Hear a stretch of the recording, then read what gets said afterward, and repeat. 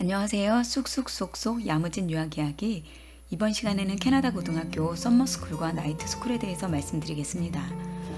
썸머스쿨, 나이트스쿨은 한국의 공교육에서는 없는 제도입니다. 캐나다는 제가 1편에서도 말씀드렸지만 정규학교 과정 이외에 점수 취득의 방법이 다양하게 열려 있습니다. 그래서 대입과 관련해 많은 학생들에게 기회가 있습니다. 저는 그것이 캐나다 교육의 가장 큰 장점이라고 생각합니다. 썸머스쿨과 나이트스쿨은 그 방법 중에 하나입니다. 말 그대로 썸머스쿨은 여름방학 기간 7, 8월에 이루어지는 수업이고 나이트스쿨은 정규 학기 중에 저녁에 수업을 듣는 것을 말합니다.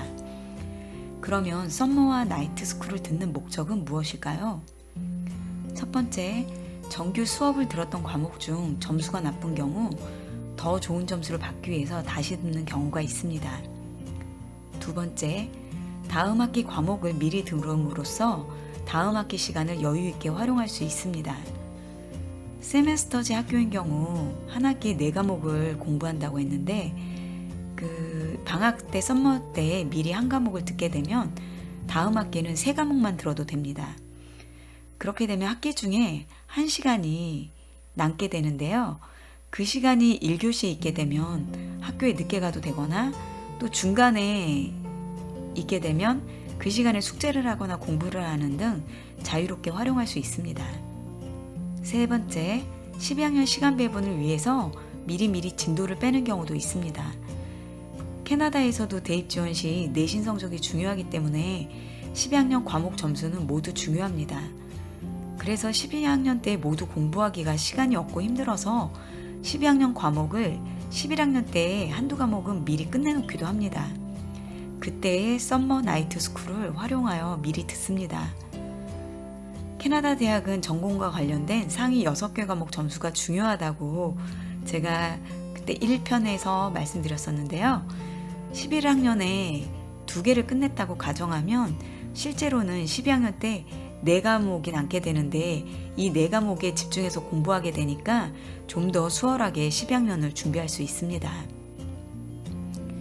그렇다면 썸머 나이트 스쿨이 정규 과정보다 무엇이 좋을까요? 일반 공립학교에서 점수 잘 받기가 쉽지 않습니다. 특히 11학년 이후 영어 및 이과 쪽 주요 과목들 어렵습니다. 점수가 잘 안 나옵니다. 썸머 나이트 스쿨은 정규 과정보다 점수 받기가 좋습니다. 둘 다 체력적으로는 힘들 수 있는데 점수는 확실히 정규 과정보다 잘 나옵니다.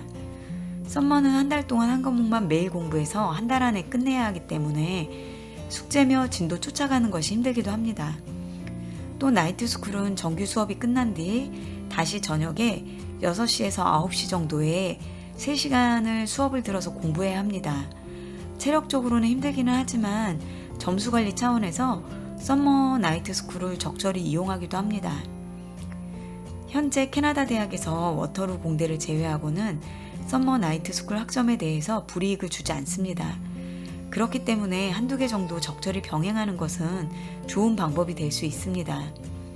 현재 워털루 대학의 경우 썸머와 나이트 스쿨을 통해서 점수를 취득한 경우는 썸머 나이트 스쿨 점수는 재조정할 수 있다고 나와 있습니다.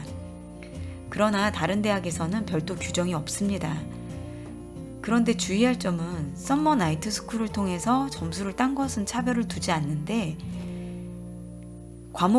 같은 과목을 다시 들은 경우에 대해서는 대학별로 별도 규정이 있습니다.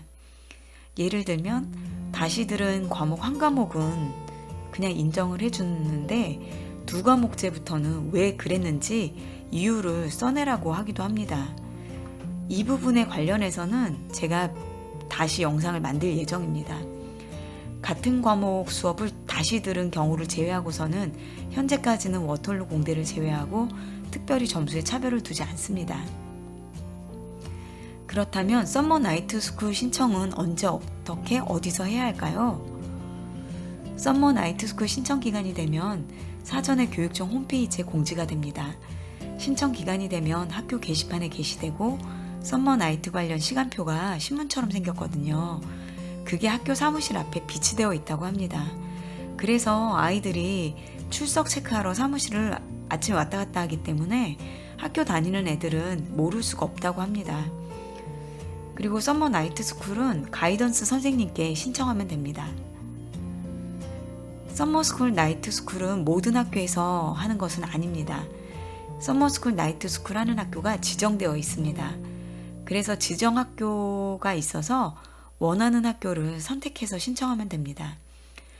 보통은 집에서 가까운 곳, 그리고 또 점수 잘 주는 학교를 안다면 그런 것들을 고려해서 선택하면 됩니다. 저는 점수 잘 주는 학교가 있다고는 들어봤지만 결국은 그 학교에서도 선생님 차이라서 이런 거는 복불복이 아닐까 싶습니다.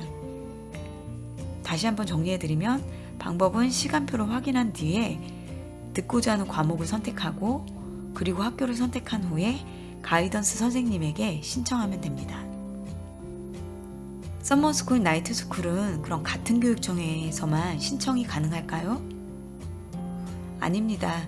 썸머 나이트 스쿨은 교육청이 달라도 신청할 수 있습니다.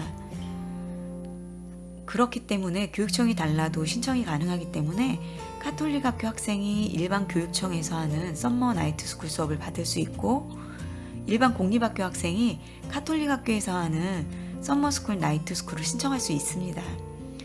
다만 학교와 같은 교육청인 경우는 성적표가 자동으로 전산에 반영이 되지만 교육청이 다른 경우는 성적표를 별도로 받아와서 학교 가이던스 선생님께 보여주고 성적을 반영시켜야 합니다. 썸머스쿨 나이트스쿨 관련해서는 내용이 많아서 3편으로 나누었습니다. 1편은 썸머스쿨 나이트스쿨에 공통되는 내용들, 2편에서는 각 세부 내용, 3편에서는 썸머 나이트스쿨 팁으로 준비했습니다. 바로 이어서 2편으로 이어집니다.